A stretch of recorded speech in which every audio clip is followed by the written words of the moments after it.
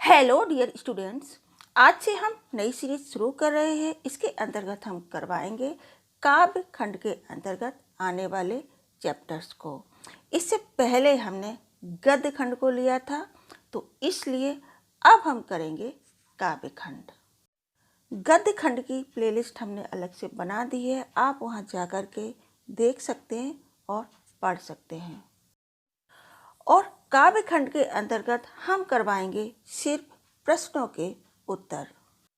वो इसलिए क्योंकि काव्य खंड के अंतर्गत आने वाले सभी चैप्टर्स का भावार्थ हमने करवाया हुआ है। उसकी प्लेलिस्ट भी अलग से बनाई हुई है, आप वहाँ जाकर देख सकते हैं और पढ़ सकते हैं। तो आज हमने जो चैप्टर लिया है वो है स्पर्श भाग 2, जो कि 10th के बच्चों के लिए है। और इसका पहला अध्याय साखी, जिसमें कबीर दास जी के दोहों का संकलन है। बच्चों, दोहे हमें नैतिकता का पाठ सिखाते हैं, हमारे दैनिक जीवन में काम आते हैं और इनकी ये विशेषता होती है कि कम शब्दों में अधिक अर्थ प्रकट करना। अब हम बात करेंगे प्रश्नों की। प्रश्न संख्या का निम्नलिखित प्रश्नों के उत्तर दीजिए। आप देख सकते हैं कि ये सभी प्रश्न आपकी पाठ्य पुस्तक के हैं। सबसे पहला प्रश्न है, मीठी वाणी बोलने से औरों को सुख और अपने तन को शीतलता कैसे प्राप्त होती है। नंबर 2, दीपक दिखाई देने पर अंधियारा कैसे मिट जाता है, साखी के संदर्भ में स्पष्ट कीजिए।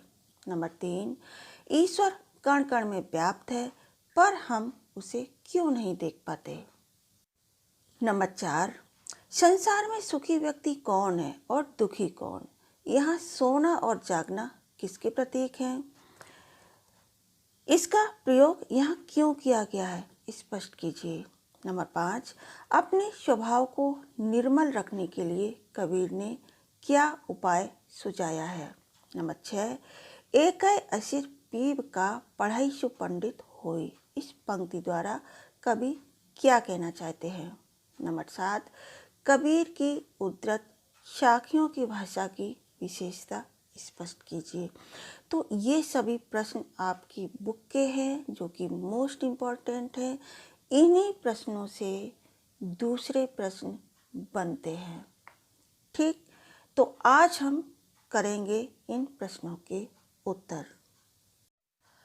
तो सबसे पहले प्रश्न नंबर 1, मीठी वाणी बोलने से औरों को सुख और अपने तन को शीतलता कैसे प्राप्त होती है। उत्तर, मीठी वाणी बोलने से औरों को सुख इस प्रकार प्राप्त होता है कि लोग आदर और सम्मान भरे वचनों को सुनकर सुखी होते हैं। इसी प्रकार मीठी वाणी बोलने वाला व्यक्ति बातचीत करते हुए जब अहंकार का त्याग कर देता है तो उसके तन को भी शीतलता प्राप्त होती है। कहने का मतलब है कि यदि हमारे मुख से मधुर और मीठे स्वर निकलेंगे, जिन्हें सुनकर दूसरों को प्रसन्नता होगी और उनकी प्रसन्नता को देखकर हमारा मन भी शीतलता से भर जाएगा, यानी कि शीतलता का अनुभव करेगा। प्रश्न नंबर 2, दीपक दिखाई देने पर अंधियारा कैसे मिट जाता है, साखी के संदर्भ में स्पष्ट कीजिए। यहाँ पर दीपक का अर्थ भक्ति रूपी ज्ञान तथा अंधकार का अर्थ अज्ञानता से है।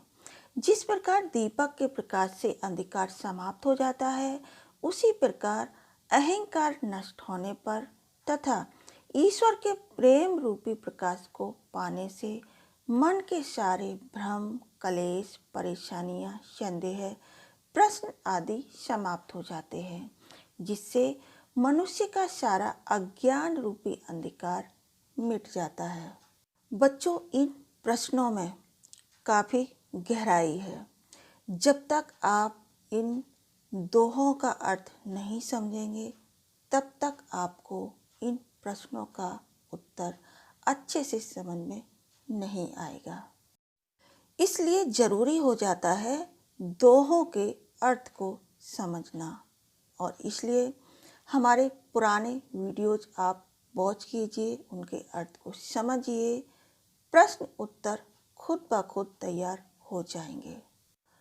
अब आता है प्रश्न नंबर 3। ईश्वर कण कण में व्याप्त है पर हम उसे क्यों नहीं देख पाते।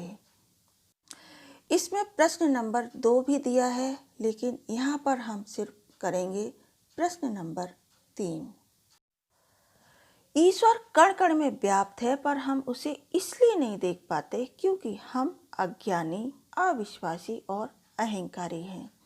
हमारा अज्ञान, अविश्वास एवं अहंकार हमें ईश्वर तक पहुँचने नहीं देता और हम केवल सांसारिक आडंबरों में फंसकर रह जाते हैं।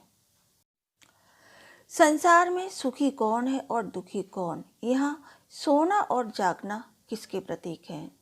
इनका प्रयोग यहाँ क्यों किया गया है, स्पष्ट कीजिए।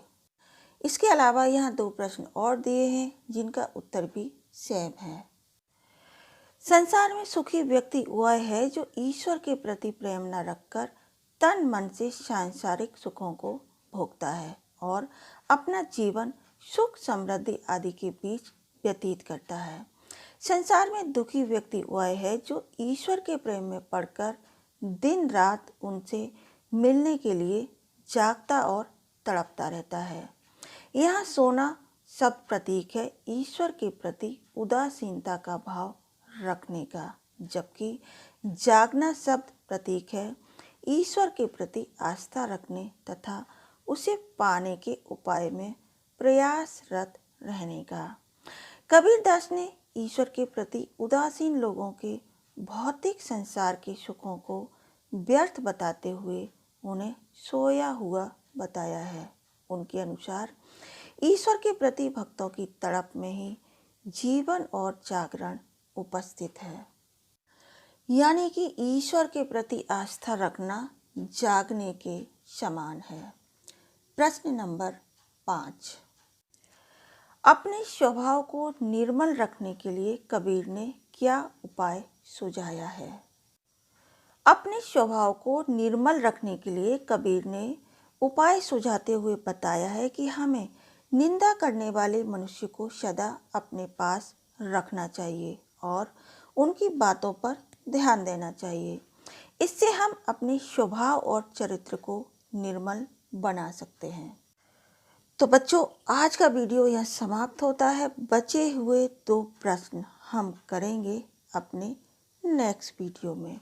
तब तक के लिए thanks for watching this video. शुक्रिया।